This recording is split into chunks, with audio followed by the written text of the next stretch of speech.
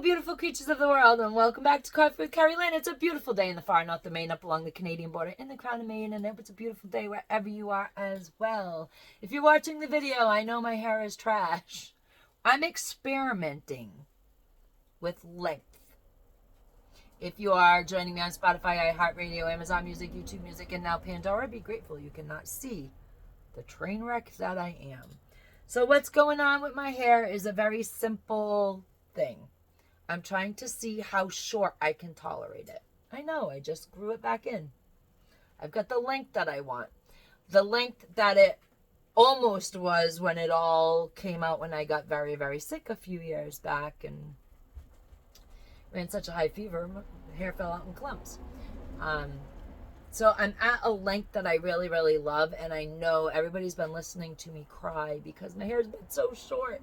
And now I'm like, hey, maybe I can deal with short hair. I don't know. See, what happened was, in August, I decided that I was going to go gray gracefully with the help of my hair guru. We were going to do gray blend. And we started by putting the blonde highlights back in the dark hair. And it worked. It was beautiful. Everything happened the way it should have. And I knew it's a long process. We figured it's going to be about a year to 18 months to gray blend me. And I want that icy silver gray that all the young girls and the older women are sporting. And it looks so beautiful on everybody. And that's what I was aiming for. We knew during the process, because my hair doesn't like to give up hair dye. Doesn't like to give up its natural color either. My hair is very, very stubborn, and for years we have been putting copper tones and brown tones in my hair with the red highlighting, and I knew it was going to be really rough. Just didn't know it was going to be this rough. So on the second round of lightning, which happened in November, the hair guru said, let's leave your roots alone. Let's just try to get the blonder, and we'll focus and function that way, which, like, I knew several lightning sessions a year to 18 months before I got the result that I wanted, and I was fully prepared for it. I also knew 75% chance I was going to get a chemical haircut at some point during the process. The chemical haircut happened in November, and it was no fault of the hair guru. She's been my hairdresser forever. And I love her, and she's my best friend. And it just is what it is. So now other choices have to be made. The gray blending is not working. The other choice I have is I can go and have it toned, a beautiful silver toner that she put in last time in November. Or I can just leave it the heck alone.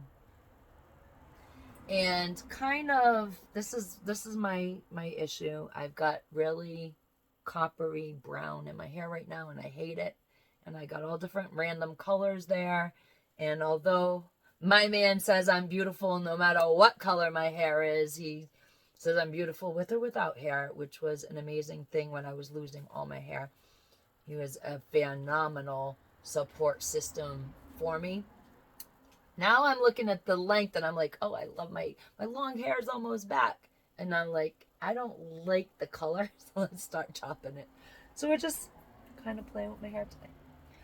I think that we are not washing toner in my hair. I think that we're still going to continue to do the cold turkey thing and have 17,000 different shades on my head and just kind of look like trash for a while. And I don't know. It changes. I'm about to pick up the phone and call for a toner. Such is life. Ladies and gentlemen, beautiful creatures of the world, everybody wants the chit-chat about the bridge collapse. Everybody wants everybody else to weigh in on it. What do you think? What do you think? Here's what I think. Nothing in this world, in your life, happens coincidentally or randomly. Everything that happens to you is supposed to happen to you. It is every experience, every person that comes in your life, every person that leaves your life, they either come into your life and they are an angel and a blessing, or they are a blessing when they leave, because they have taught you quite a few lessons that you really did not desire to learn. But I do feel that nothing happens coincidentally, nothing happens randomly. Everything is on purpose. It's for, especially when it happens in your personal life, it's for personal spiritual growth. These things happen to you. Every hug, every kiss, every lover, every person that steps into your life either enhances your life or teaches you something about yourself. And generally it teaches you that, life is better when they're not in it. And that's just how it works in my book. I'm not into speculation. I am not into assuming. I know a lot of channels are doing this right now. The facts aren't in. My grandmother always said, don't assume, because it makes an ass out of you and me when you assume, when you don't have all the facts, when all the evidence hasn't been gathered. It is what it is. And I think the bottom line to it is it happened. We can't change it. There are thousands and thousands of cyber attacks on our country every single day. How does it affect our personal everyday life? We don't even notice it. If this was something like that, it's up to our country, our elected officials, to keep us as safe as possible. What we need to really concern ourselves the most with is the consequences of what happened. There's no bridge. That bridge took 5 years to build. Another one's not going to go up in a year and a half. It's going to take another 5 years to build it. There's going to be transportation issues. There's going to be things that have to come into port. So there's going to be logistic issues. We've been through this in 2020. We kind of can see how this is going to go. And that's what's going to affect our daily lives. And that's where the focus should be. I'm not into shouting from the rafters. I'm just kind of into finding solutions to the impending issues to come. Now, with that being said, if you've been with my channel since January, you've been doing the 5-can challenge. So you're kind of not as upset or as fearful as a lot of other people are at the moment when a major port has been closed and there's logistic issues once again in this country. You have been going to do your grocery shopping. You've been purchasing 5 extra cans every week. You've been putting them in your pantry shelf. You have a nice little stocked pantry just in case, a storm happens. Might be a blizzard, might be an ice storm, might be a hurricane. You might have a sudden job loss. You have food in your pantry. You can feed your family. You can keep them clothed. You can keep them sheltered. You can keep them fed. Some people are doing 15, 20, 25 can challenge at the moment. We personally on the homestead are absolutely stepping up our pantry gathering needs. We are also stocking our first aid.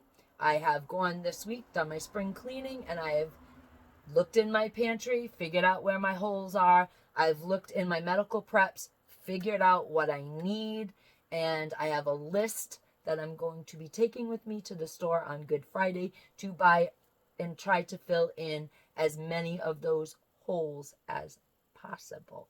And I, suggest that it's 2024. Anything that can happen will happen. I think the impossible is possible. We've been living in a Twilight Zone-esque situation for a while now, and I think it's going to get worse. And anything you can do to help yourself in the near future and not have to be a burden or rely on outside external forces, if you can provide for yourself, you are that much better off. Now let's talk about something fun. The adventure van. We have an update on the adventure van. Backyard Mechanics is coming back in a couple weeks, ladies and gentlemen. They're shorts, so if you want to go to my shorts playlist, they're in there. Backyard Mechanics. We took our 1981 step van and we have rebuilt it from bumper to bumper. We are going to be doing the stealthy van life eventually. We rebuilt the engine. We redid everything. Now we're waiting for her to come back. It's a situation like this. If the transmission is good, now that it's all been rebuilt, if the transmission is good, everything will be completely done in 2 weeks. If the transmission is not good, we're going to be waiting and putting in a new transmission. There you have it.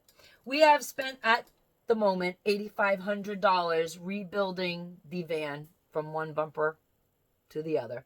And we have about $1,500 left to go in soundproofing the interior of the van. So we're going to be showing you the soundproofing process that we're going to be doing. And then it'll be another $500 because we want to do something a little special with the muffler.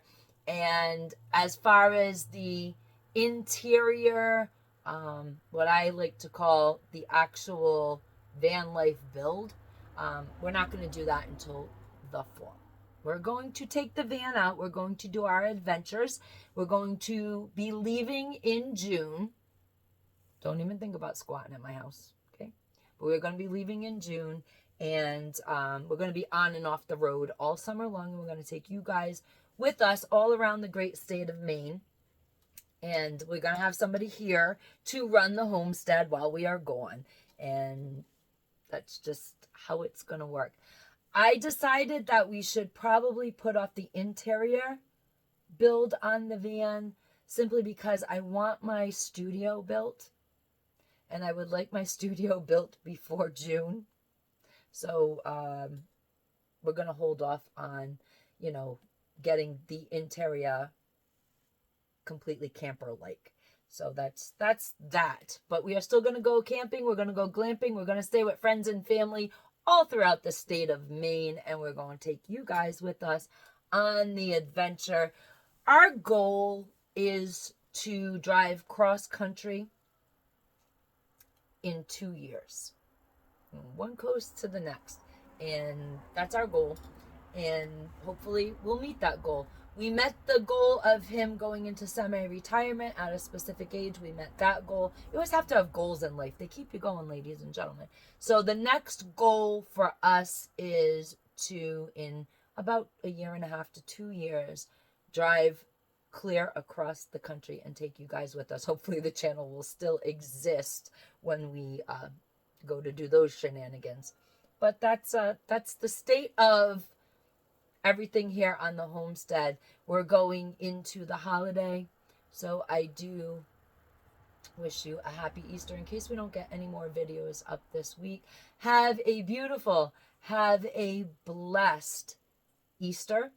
And if you don't celebrate Easter, have a beautiful, blessed, whatever you celebrate, whenever you celebrate it. We celebrate Easter here on the homestead, so happy Easter. Ladies and gentlemen, beautiful creatures of the world, carpe diem, because no one promised you a tomorrow.